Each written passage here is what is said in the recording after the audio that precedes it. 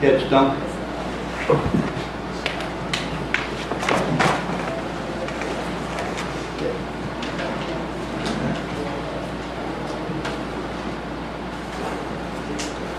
Thank you kindly. Here's to you, Mr. Robinson. I like you.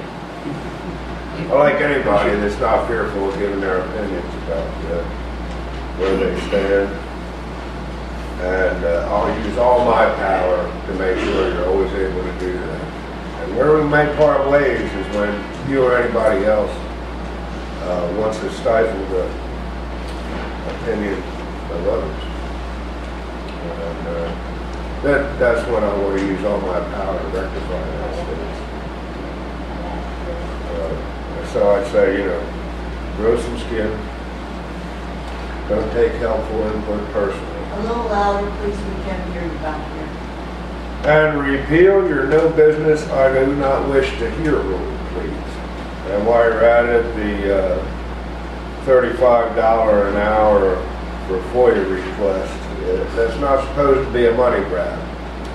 At that kind of money, you can hire 4 minimum wagers and train them to do that and still have money left over for coffee and donuts.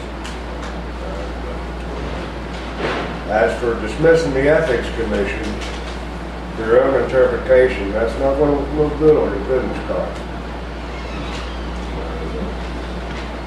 But you really lit us up. Y'all made your fortunes, you said. And then he told us West Virginia is the place you ought to be, so we loaded the Maserati and moved to D.C. Doddridge County, that is. Well, maybe your fantasy, but we're born working class and we're going to die working class Johnnies. That's not to say we're not happy with our lot in life. And if you're not happy with your lot in life, what's in your bank account won't change that.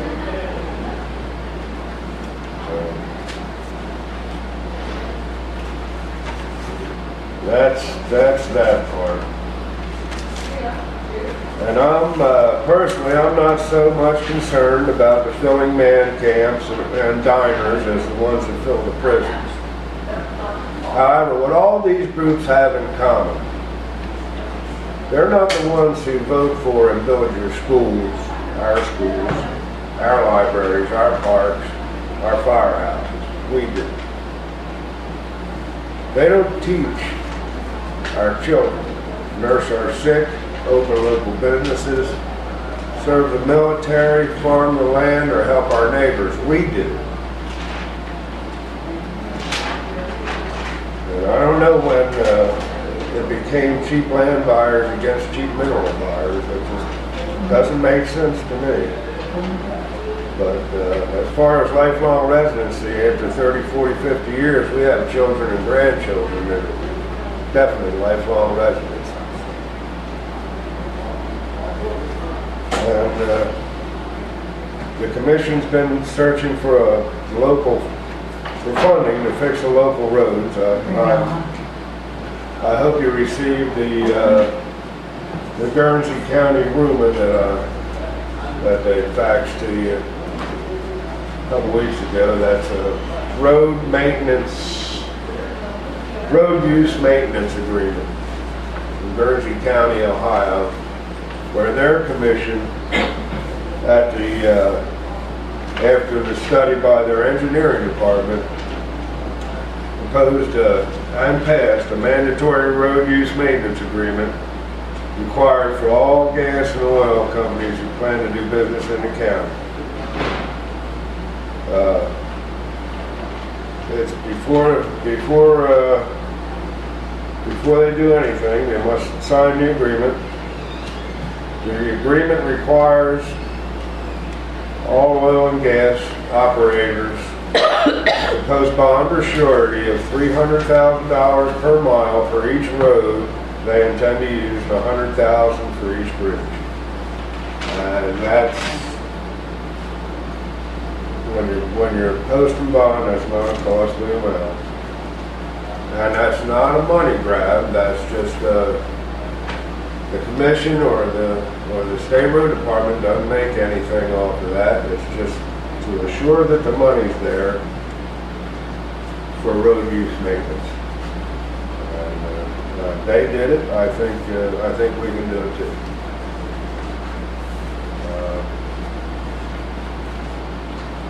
One last thing is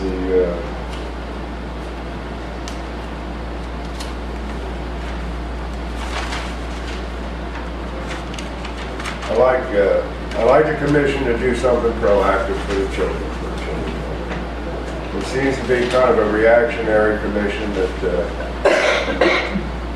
spends a lot of time talking about more meat wagons to haul us geezers from the holler to the hospital. Mimic TV cop shows, monies for cars that'll be dead in 4 years, monies for dogs that'll be dead in 6 years. But that money, if it was spent on a skateboard, rollerblade, bicycle park, that would last our children generations and take care of a lot of the board in terms of other things. So,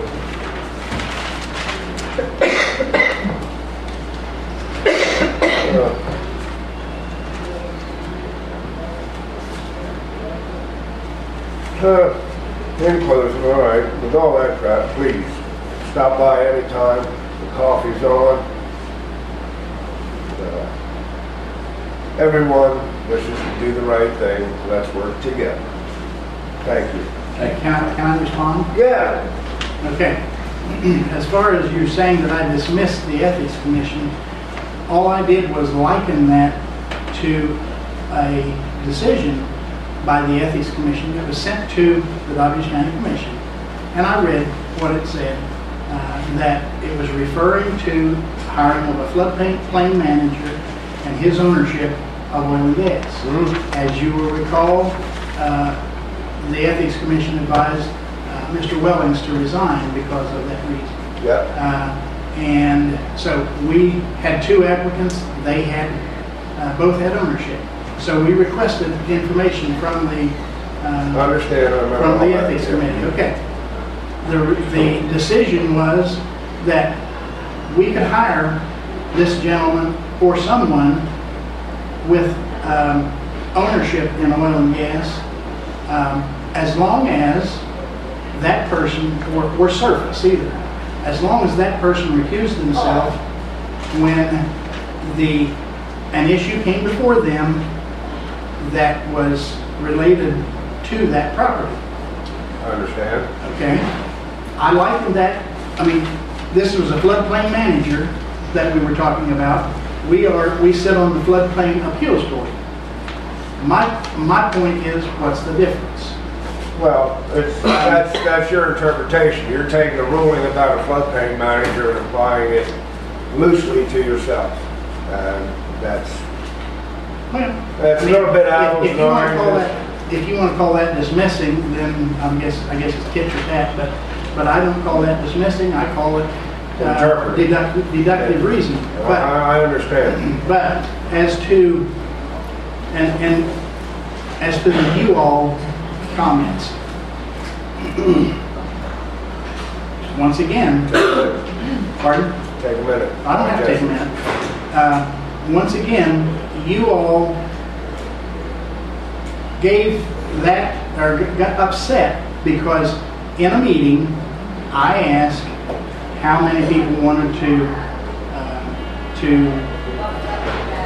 us to institute a moratorium, and I indicated then during the conversation after that, I said, you all, well,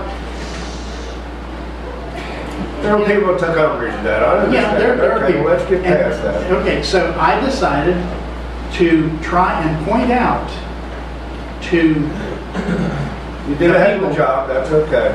Okay, I decided to try and point out, and if you all recall, at the very end, after everything that I said, do I really believe that you all don't care about all those situations?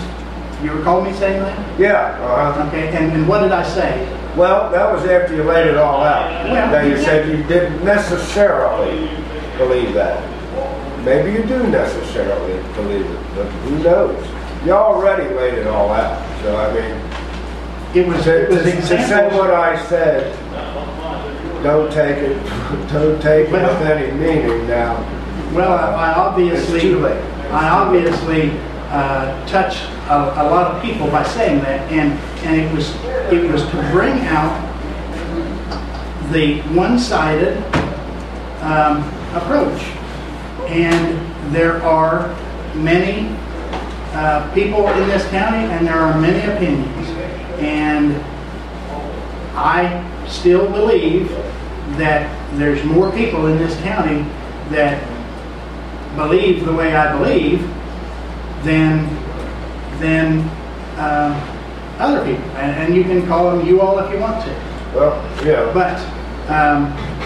But anyway, now as to the roads, I talked to the county supervisor last week, and he indicated to me, and I don't know if any of you are aware of this or how many of you are aware of this, but he indicated to me that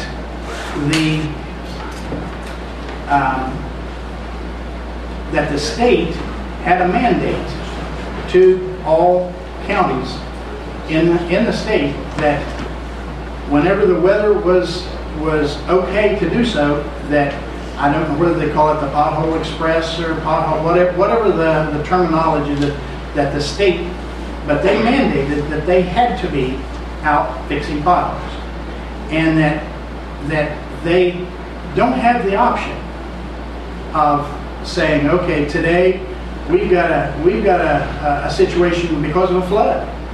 They don't have that option. If the weather is okay, they have been mandated, is what I was told. In addition to that, and you can blame part of this on the oil and gas business, he's authorized to have 30 people in the county, and he has, I think, well, he said he was down 11 men, and there are probably going to be a couple more that would be leaving because Richie kept. So, you know, it's a problem, and as I said in that meeting, I'm going to Charleston sometime within the next month or so, and talk to them. Well, this is the solution in Ohio. It's in the oil and gas publication last month. Well, I hear you, and if that is possible, you know, I'd be in favor of that.